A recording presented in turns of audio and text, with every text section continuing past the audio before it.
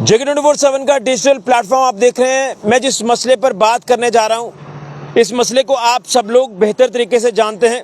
Social media पर जिस तरह से आपने देखा कि पीडीपी की महिला नेता इल्तिजा मुफ्ती का जो बयान, जो स्टेटमेंट सामने आई है हिंदुत्व के ऊपर, वो आप सबने देख ही लिया है। उन्होंने क्या कुछ कहा है हिंदुत्व को लेकर।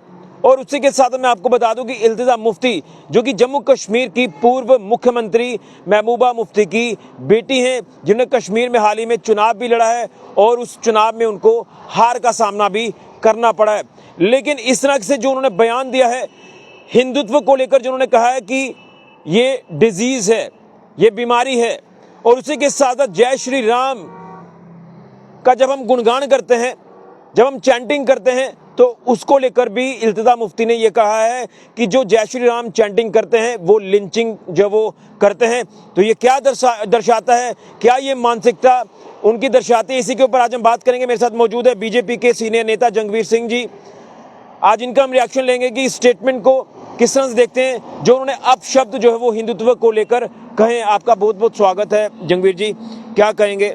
राजनीति में हमने कई अलग अलग तरह के हथकंडे तो हर किसी पार्टी को अपनाते देखा है, लेकिन किसी धर्म विशेष के ऊपर इस तरह से टिप्पणी करना या अपशब्द कहना, ये कहाँ तक जायज़ है? और जो इल्तिजा मुफ्ती ने हिंदुत्व को लेकर जो कहा है कि ये डिजीज है, जय श्री राम की जो चैंटिंग करते हैं वो लिंचिंग करने के बराबर है, क्या मानसिकता दर्शाती है? क्या कुछ आपका रिएक्शन रहेगा इसको लेकर? ऋषि जी, आपका बहुत बहुत धन्यवाद कि आपने मुझे मौका दिया। ऐसी मानसिक दिवालियेपन के जो लोग हैं, जैसे कि इल्तिजा महबूबा मुफ्ती की बेटी ने जो बयान दिया है, मैं इसकी पुरजोर भर्त्सना करता हूं और मैं इसको टोटली कंडेम करता हूं कि ये उनका, मैं समझता हूं कि एक बहुत ही गिरावट वाला बयान है। और मैं प्रशासन से मैं सबसे पहले मैं यही आग्रह करूंगा, मेरा पुरजोर आग्रह है कि ऐसे व्यक्तियों पे, ऐसी टिप्पणी करने वालों पे कानूनी कार्रवाई जरूर होनी चाहिए।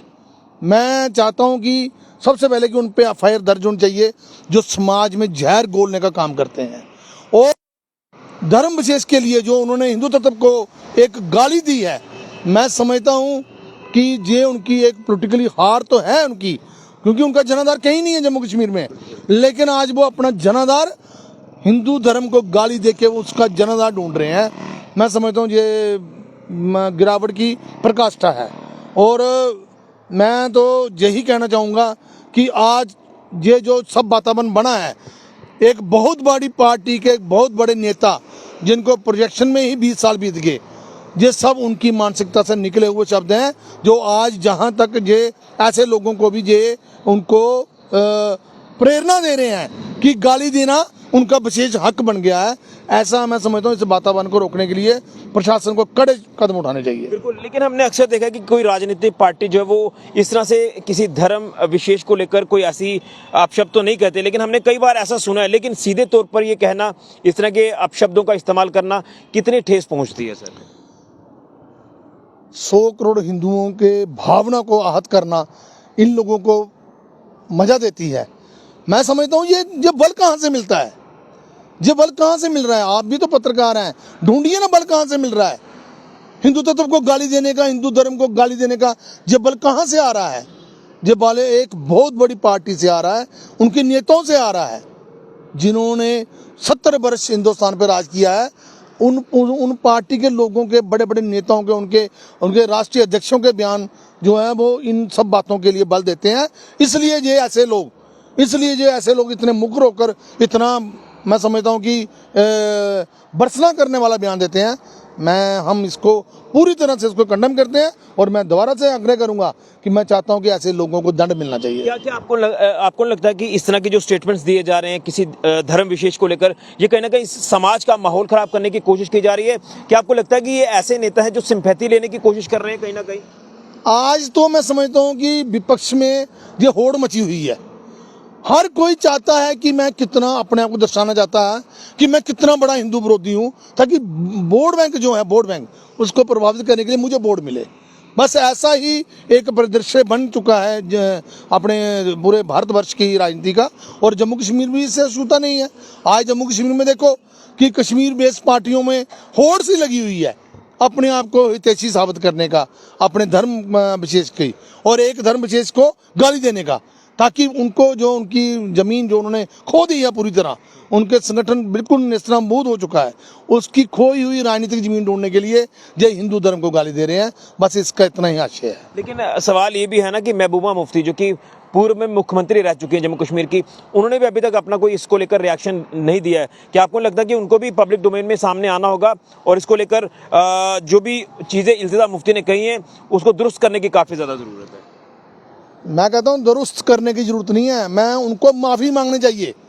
महबूबा मुफ्ती पूरे जम्मू कश्मीर की मुख्यमंत्री रह चुकी हैं, उनको सब धर्मों का सम्मान करते हुए इस बयान के लिए, अपनी बेटी के बयान के लिए उन्होंने मैं सार्वजनिक तौर पर माफ़ी मांगनी चाहिए, क्योंकि इससे मैं समझता हूँ कमतर बयान और कुछ नहीं हो सकता है। और हमने भी जो सीखा है, जब हमने किसी संतों से, महात्मा से सीखा है, तो वो भी ये कहते हैं कि हमें किसी भी धर्म की निंदा नहीं करनी है, हमें किसी भी धर्म विशेष को लेकर कोई ऐसी टिप्पणी नहीं करनी है, हमें सभी धर्मों को साथ लेकर चलना है।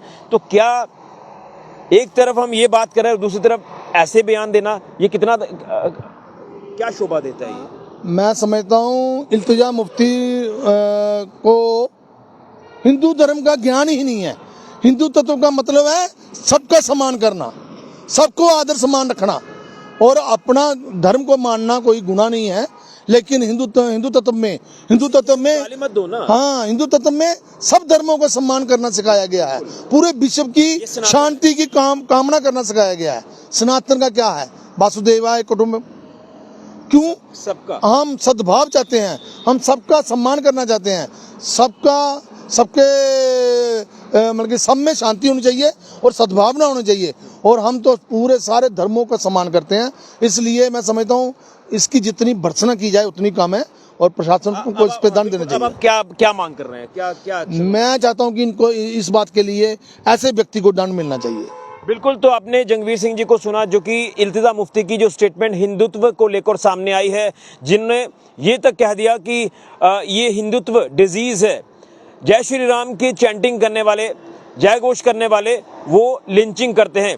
ये कहाँ तक इनको शोभा देता है कि जो सीधे तौर पर किसी धर्म विशेष को इस तरह से अपशब्द कहना और उसी के साथ साथ किसी धर्म के ऊपर सवाल उठाना, ये आपकी राजनीति में होगा।